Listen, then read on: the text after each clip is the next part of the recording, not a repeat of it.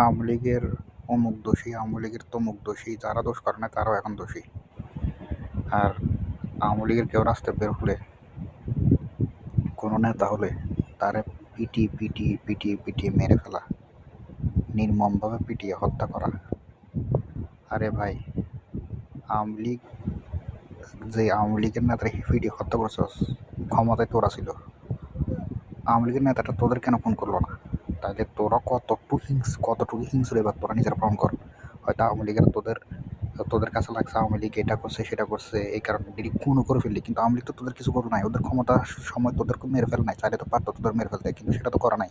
তোরা যেভাবে খুনের খাতায় নাম লিখে ফেলতেছস, একসময় আফসোস করবি, আল্লাহর কাছে ক্ষমা চাইও, সবসময় সন্তান মতো থাকবি আল্লাহ আসলে ক্ষমা করছে কিনা মুসলমান হিসেবে। কারণ আখিরাতে আল্লাহ অবশ্যই বিচার করবে।